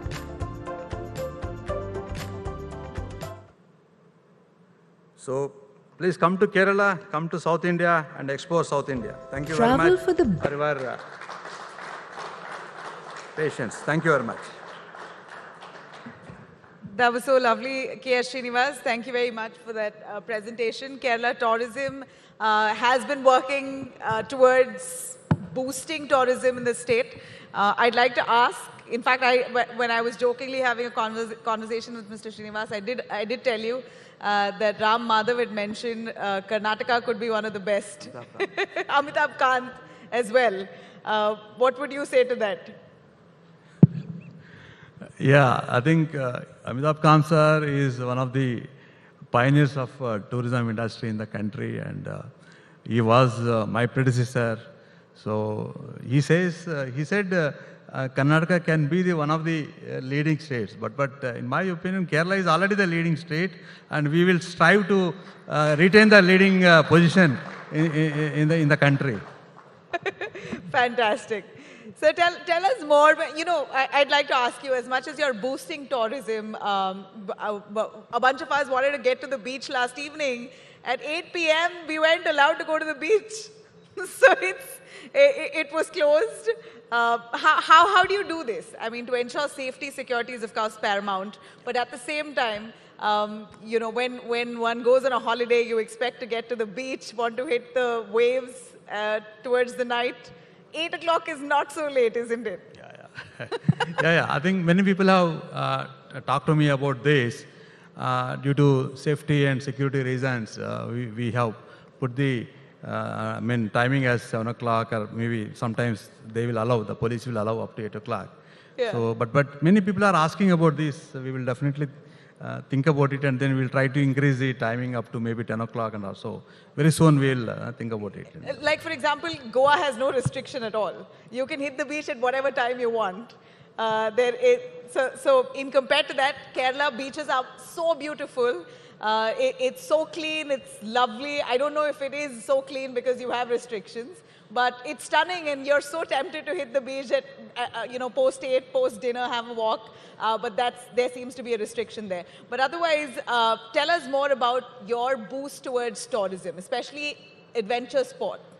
We see a lot of scope and potential here in Kerala, but infrastructure-wise, we don't see the finish as international as yet. How would you approach that, adventure sports? Yeah, adventure sports is one of the important sectors we have identified, and we have a society also for adventure sports. And my director is sitting here. He is also one of the important members of that society, and we are promoting, and not far away from Kovalam there is a place called Varkala, and Varkala is known for adventure sports, and especially the surfing and all that, so they are doing, and also there's a place called Termala. In Termala also some adventure sports is going on, and we are now working on with the Tamil Nadu administration now, so that gliding can take place between Idukki in Kerala, and then Theni in Tamil Nadu. Suppose you start from Idukki and then you land up in Tamil Nadu. So this type of new project is also is on the anvil, and very soon we'll be able to start that project. All right, we're totally looking forward. But Mr. Thomas, when people anywhere across India think of Kerala, the instant thought is backwaters, the beauty of Kerala, the beach, and of course the food. It's such a beautiful memory when you think of Kerala. And those who've been to Kerala, you know, it takes a while for you to come out of that mood. So Kerala has inherently been one of the most stunning tourist destinations. At this point, we see an extensive push by the tourism department to invite a lot more people. As you represent the state in Delhi, what's the perception there? What's your push for the state of Kerala? What can possibly be done for this state? What more can be done? It was in 2001. I took charge as the Minister for Tourism and Fisheries in Kerala. After my 3 terms in the Parliament, as well as a Professor of Chemistry for 15 years. So when I came to Kerala and took charge of these 2 portfolios, many of my colleagues said, "What a foolish man are you? If you have taken health or if you have education, you are a professor." But I took that decision because I took these are lighter portfolios. And at that point of time, the state budget of tourism was just 40 crores. You have to look after the minister's travels, the bungalows, etc. And Amitabh Kant was the secretary with me. We worked together. We had T. Balakrishnan. Yeah. But we moved very fast. One, we thought we will develop the infrastructure of the state. So in 1997, when we took the decision to have a new airport in Cochin, there were criticisms. Already you have got a small airport in Wellington Island, Naval Airport. Why should you go for that? But that started a new era of cooperation among the Malayalees. That is, Cochin Airport is the airport of the Malayali community. Now we have got Kannur Airport has come, Sabarimala is under proposal. So that infrastructure development gave a boost to Kerala. Second, we concentrated on our own way of advertisements. We had small road shows in different parts of the country and even outside. And we made use of our Malayalees. You know, there are about 15% of the Malayalees outside Kerala. So we made them our ambassadors. We called them for meetings, just like now these shows have been made, we also had shows. And there were questions on how we are going ahead. Yeah. I still remember in one of the road shows in Bangalore, and we thought with all these small entrepreneurs coming up, Bangalore may be a good place for Kerala. They can come in the after Fridays and go back on Mondays. So one question, T. Balakrishnan was the secretary, asked to us, okay, we can come to Cochin, but those were the days of lightning strikes. Anybody can have a light strike called and their transport system will come to a stop. Then they asked me, how can we come to Kerala? We don't know when your strike is going to start. I said, please come to Kerala, experience our strike. So this way, all smaller and bigger things we started, giving advertisements. Then we also decided to have a better infrastructure. So that goes, for example, now houseboats. Our first idea was to go to Jammu and Kashmir and find out how they are managing it. Yeah. But then we thought, why don't we have our own Ketuvallams, our Nadan boats, make use of them. From that we developed the present Alapi, where you have got the houseboats. So Kerala has grown faster. It's as I said, it's a small state, highly educated and literate, and media is also very powerful. No small and bigger things, media will open their eyes. Yeah. So with all these conditions, Kerala has grown. And there's further scope in not only in tourism, in education, in health, etc. You know, I believe, is tourism your biggest industry, Mr. Srinivas? Would you say that for Kerala at this point, looking at your exponential rise post-COVID, would you say this is the biggest? It can become one of the major industries in Kerala. So definitely. Yeah, I heard there is helicopter tourism in the state of Kerala, and that's fascinating to me. Would you want to brief us on it? Sure. See, I mentioned in my presentation, the air connectivity is really important. Suppose there are many people here who would like to come from different parts of the country. They land in Kochi. They want to go to a place called Tekadi or Munnar or even Komargam. They don't want to spend 7-8 hours of journey. So if they want to go straight away without going checking into any hotel in Kochi and then next day morning to take another taxi to these places. So we are now thinking of having helicopter services between Kochi and Tekadi, Kochi and Munnar and Kochi and Komargam. And then once it is still on the policy level, I'm sure this year we will announce this policy, and then very soon you will find an RFP in the newspapers. I'm sure somebody can do it, and then because we don't want to do it from the government side, we'll give all help to the private entrepreneur, and then it is going to be on PPP mode. Oh, that's amazing. Karnataka, Bangalore actually has a helicopter ride from the airport to the city. Because that's long, how long it actually takes to get to the city because of traffic. But this is great. Helicopter tourism is something that we haven't heard. I think you could be setting precedents with that. But otherwise, technology in the use of tourism. Again, since connectivity-wise, what kind of technology are you using to boost? We have launched recently, it's called Maya. Maya means it's a WhatsApp chatbot. So you have this chatbot with you, and then you want to know about any destination, particular. Just type about Tekadi or Munnar or anything. No, then one voice will call you, and then you can interact with that person, and then that person will give you about all kinds of facility. What are you looking for? You're looking for a hotel. Yes, they will say these are the hotels.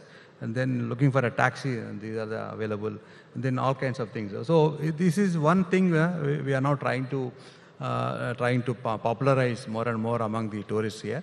So it is getting a lot of hits. Yeah. So it is getting, and then we want to more people to use this Maya WhatsApp bot, and then I'm sure it is going to be useful to public. That's lovely. So I wanted to ask you, and I was in fact pondering on that thought. No Uber, no Ola, no cab aggregators here in the state of Kerala.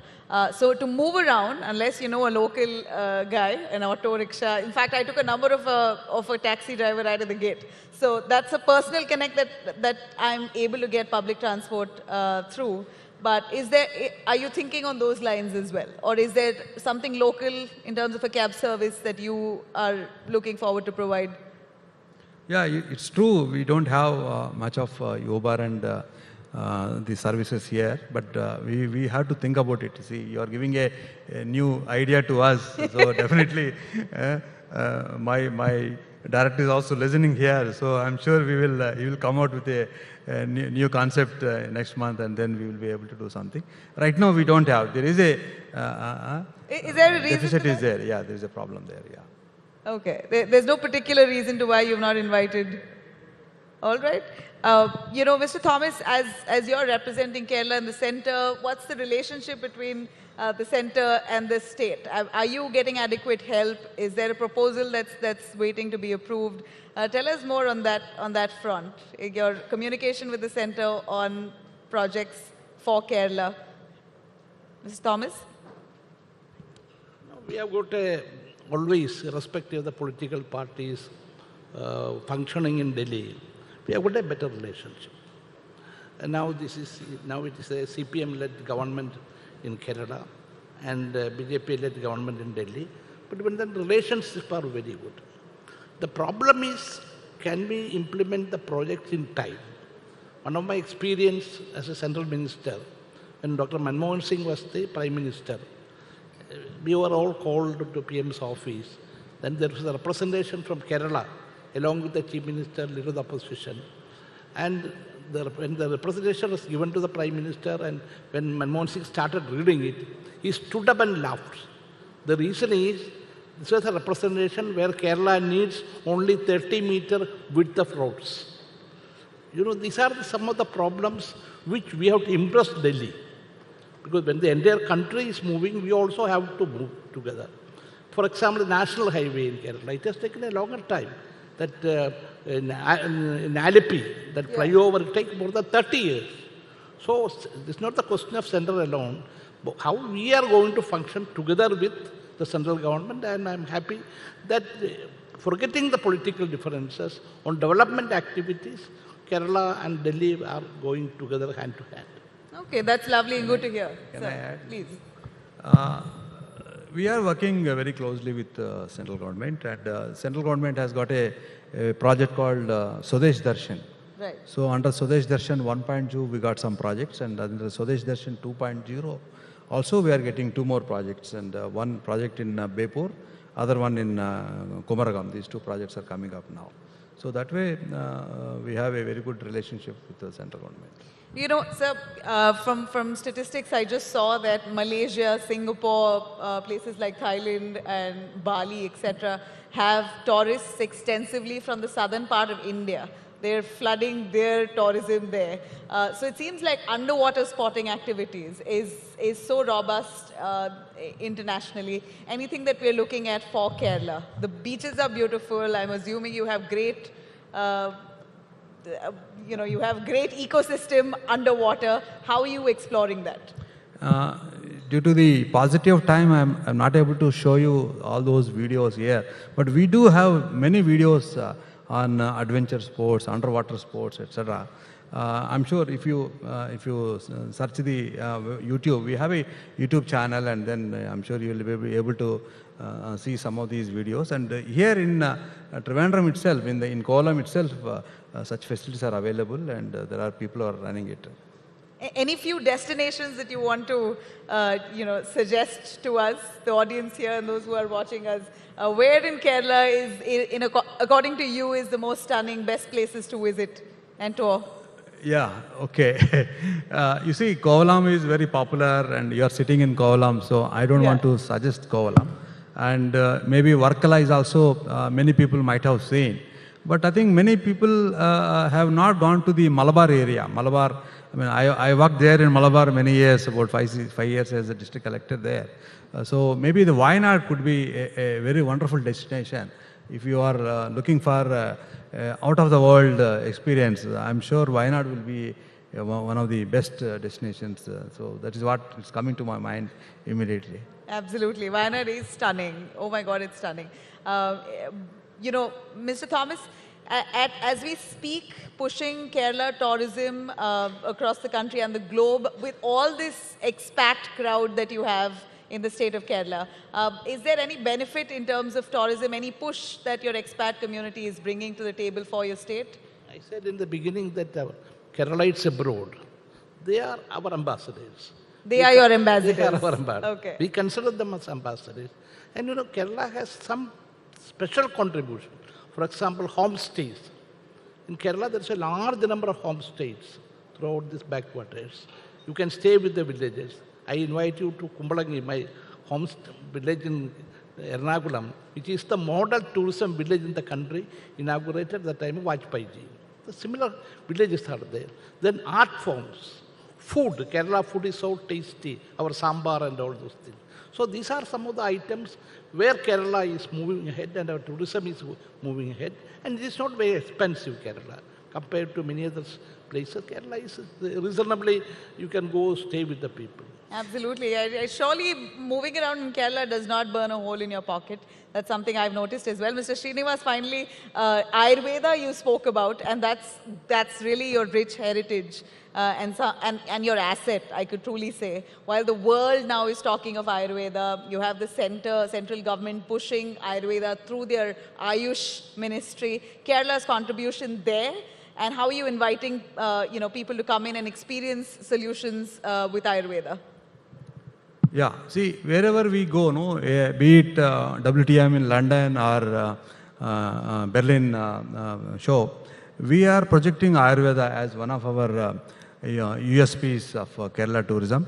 And if you may be surprised to know that there are people who are coming every year after year, to the same resort in Natika, same resort in Puvar, and same resort in maybe in Palakkad district.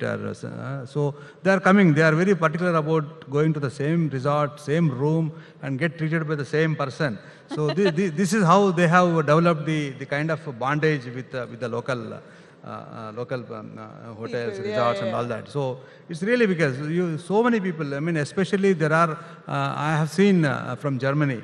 Germany is perhaps the #1 country which is sending many of their tourists for Ayurvedic treatment. Is amazing. They are coming every year, year after the year they are coming. So we are projecting Ayurveda as one of our major pushes and attraction for tourism. And as we're out of time, I have one last question for you.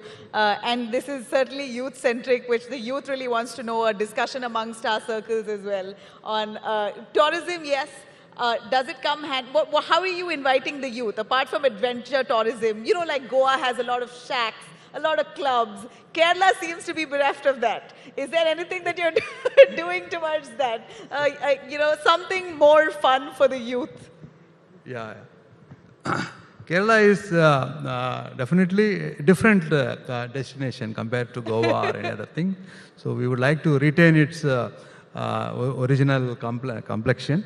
But these days, Kerala is attracting a lot of people, especially when you see in the aircrafts. Many couples are coming to Kerala for honeymoon. This is a family destination, yes. Yeah, it's people are coming, and then of late we are promoting Kerala as a destination wedding for the wedding. Right. Is one of the best destinations here, and where we are sitting here, the Kolam itself.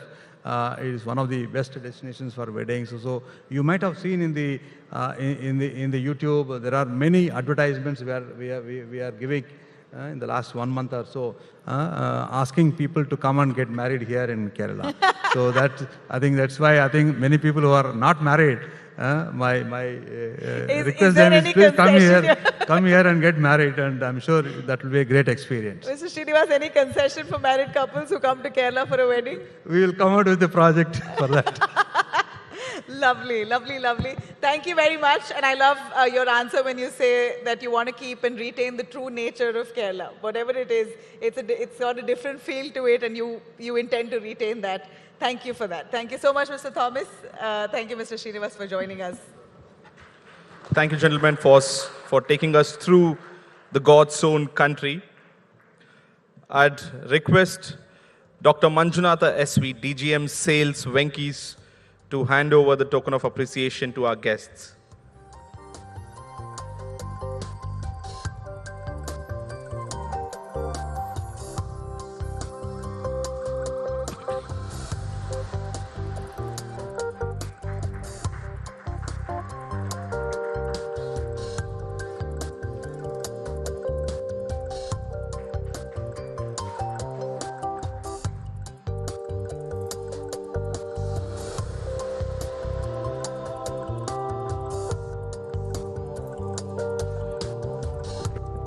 We'll be now breaking for tea. It'll be a 15 minutes break. On the other side of the break, we'll have Aishwarya Lakshmi, actor, and Mahesh Narayanan, editor and director. And today's showstopper in the evening will be Mr. Kamal Hassan. I hope all of you would enjoy his session as well. So we'll break for a short 15-minute chai break, and then we'll reassemble here. Thank you all.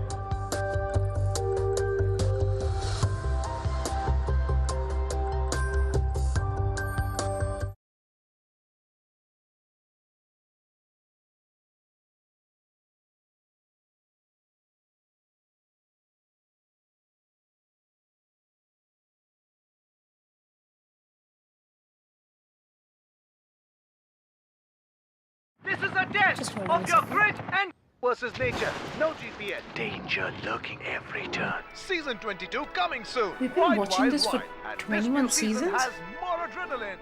तुम्हारा कितना leave बचा है?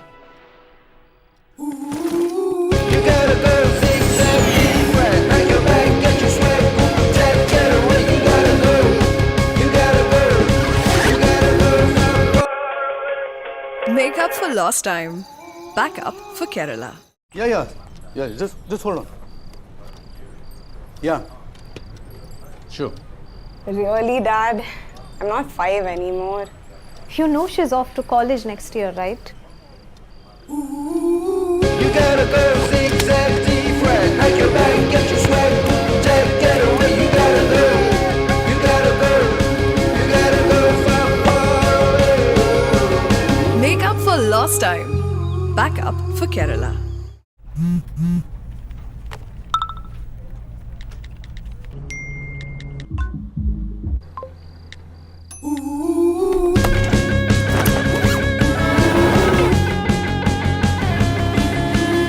You gotta go zigzag defrag. Pack your bag, get your swag, Jack, get away. You gotta go. You gotta go. You gotta go far away. Make up for lost time. Back up for Kerala.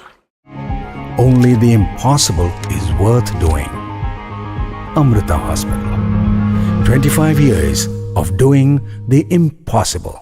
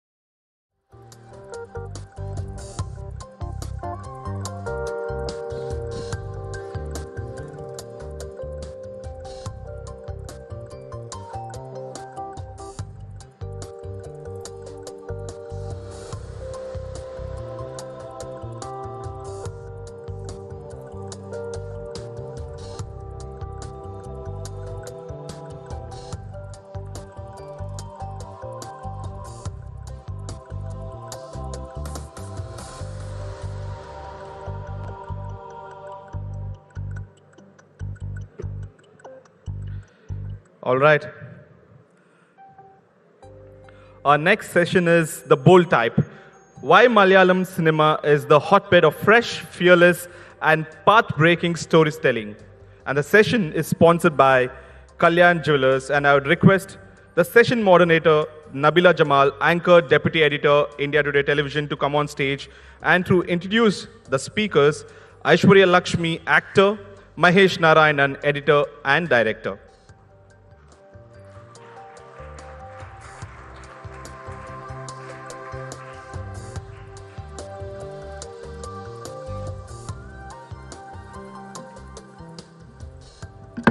Thank you. I was actually having a nice chat in Hindi with Aishwarya Lakshmi. We aced it. Both of us South Indians, we managed Hindi. I'd like you to please come on stage, Aishwarya.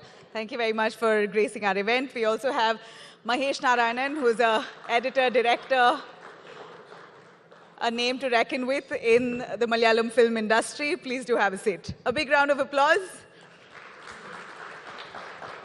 I'm sure all of you have seen Aishwarya Lakshmi. She's been rocking it in different languages. Now you're doing Telugu, Tamil, Malayalam, of course.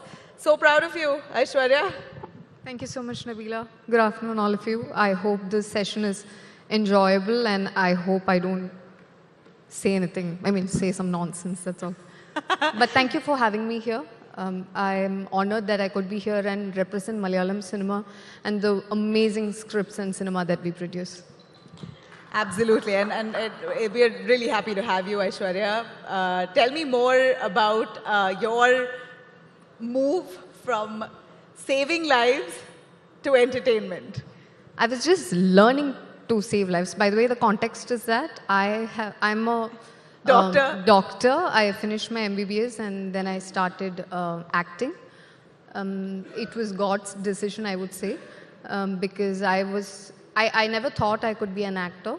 And my family was very oriented towards like education, nothing else, like have a career in, which is well respected by the society because they did not think acting was one of that. They still do not. But I do want you to delve into that a little more. You know, to be doing MBBS and then jumping into modeling is, well, we've heard of stories, but coming from Kerala, I'm sure your family is traditional. You have, and like you did mention, a mindset where education is paramount, entertainment is not looked upon as a lucrative industry or a safe one. Yeah, it's more. I think it's more like a safety concern. Because they've heard very different stories about the entertainment industry. And I come from a very middle-class background. My father was working in Secretariat and my mother was with the central government. So for both of them, cinema was not something that they thought of as a career option at all for their only daughter. So when it happened, I did face a lot of opposition from home. They did not want me to choose because they were, even now they are worried, what film are you going to do next? According to them, I have done all variety. Now it's time. Time is up. Please come home. Yeah, so it's not easy. It's not easy to be in cinema as such because every day is a struggle. Every day you have to find not every day, but at least the next script that I do, next character that I do, I have to make sure that the audience still likes me. And as for a heroine, we always say we have a shelf life. So it is a constant struggle. It is. You know, I take this question to Mahesh on the safety part of it. Mahesh, does that, I just want to elaborate, add one more thing. Now they know it is very safe. Like now they are happy on the safety part of it. It's just the financial security part that they are concerned about now. Financial security? We'll talk later. One would assume stars get paid. We'll talk later. Yeah, Mahesh, why don't you give me a perspective on that? Safety, financial stability, women for women. See, apparently first of all, thank you for having me here. Thank you. For the session. Thank you, Nabila.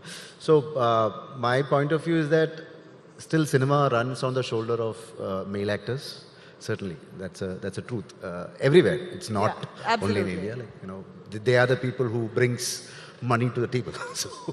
So that's a hard reality. So, as content creators, we still have to, like, what to say, like, blend things together and try to balance everything. Like, I often believe that I belong to an industry which is called the midstream, where, neither we do this masala, big spectacle things, but nor into that zone of very arty. Like, at times, we also have to feed ourselves. So, some films will make for the sake of our own appetite, but things will also fail. But end of the day, business really counts. So, yeah. Mahesh, you are a stellar movie, producer, editor, and a director. Yeah. Give us the struggles when you work in the industry here in Kerala. Any specific struggle that you want to highlight here today? See, struggles are everywhere, but only advantage what we have in Kerala is we only have independent producers. So independent producers in the sense, like, we don't need to convince a lot of people. Like, just like when you go to Bombay or some other industry where, where like big studios are functioning. Yeah, it's I was actually coming to that. What I wanted to highlight here is the funds. Okay. We believe that the Kerala industry, the film industry, is grappling with less money. Is that true? Funds not sufficient enough to make big budget films? See, like, I will tell you a small example. Like, my first film, it was on the nurses' rescue from Iraq. It was titled Takeoff. So that film, we had only like 5.5 crores. So we made an arrangement that, like, this is the money we have. And within that money, we have to build Iraq. We'll have to build war. We'll have to build all those, infrastructure and everything. That's the limited budget.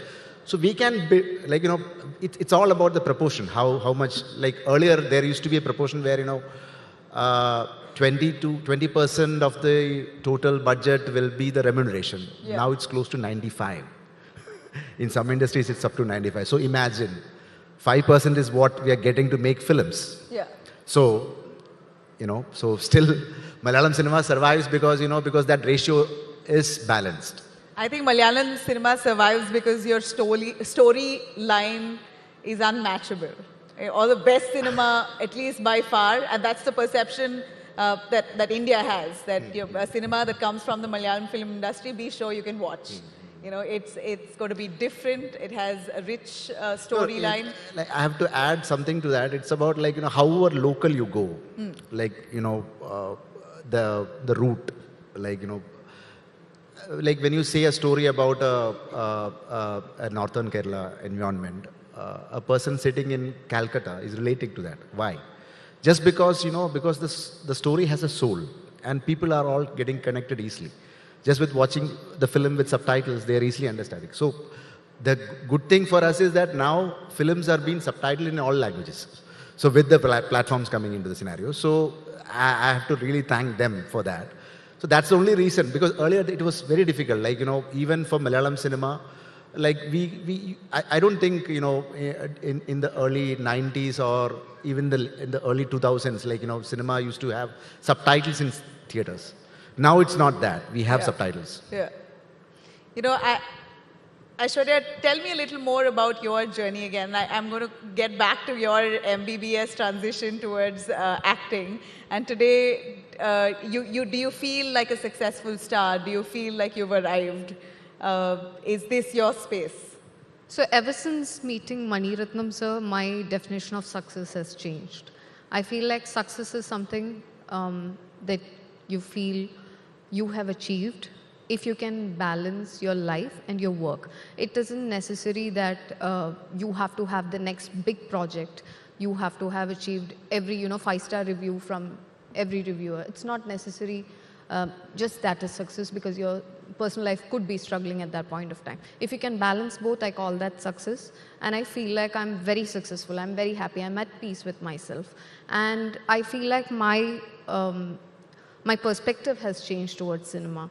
I'm not in it for the money. I'm not in it for the fame. I'm in it because I feel very happy as an actor in front of the camera. Yeah. And I will feel happier if I can find the next story that I find that I should be in, that I should tell the story. I should bring this character towards the audience. A few days back, I had called Mahesh sir asking for work. That's when we connected again.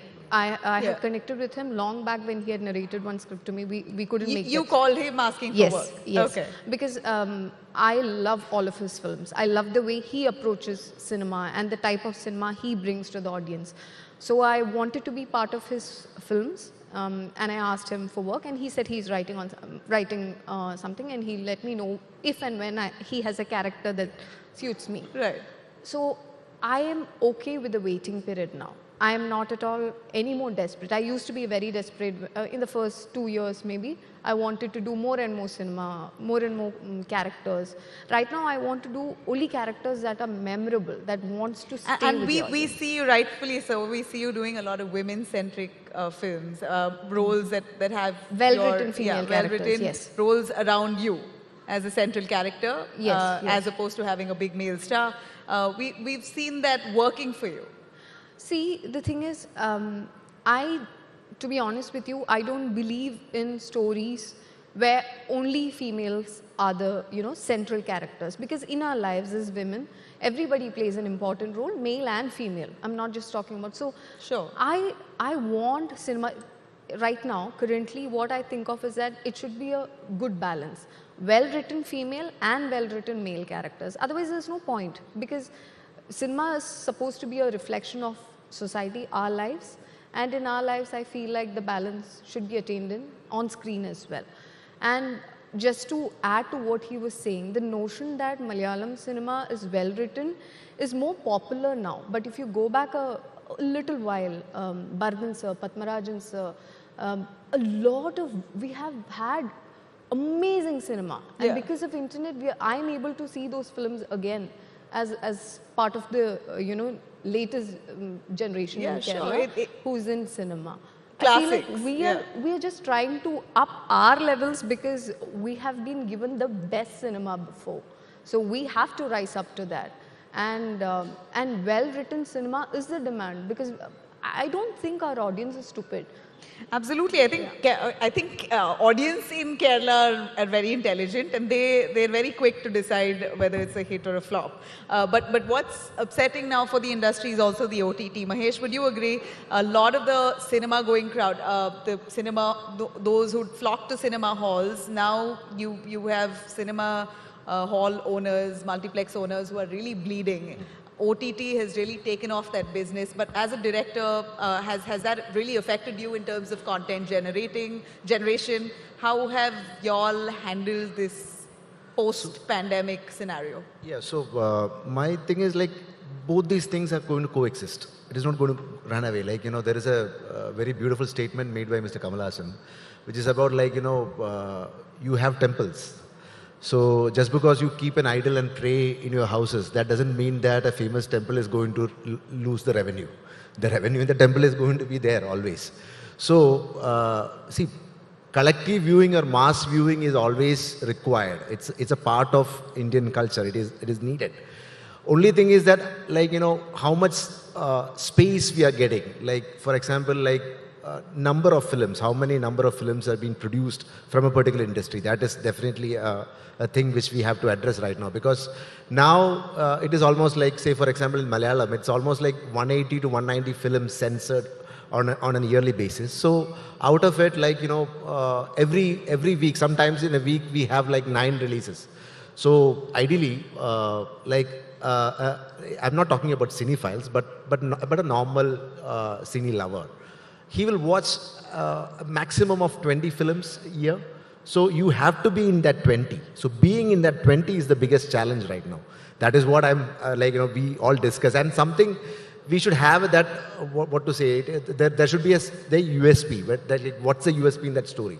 Because I often keep a theory right now with my friends that it is that an idea gets expired very soon.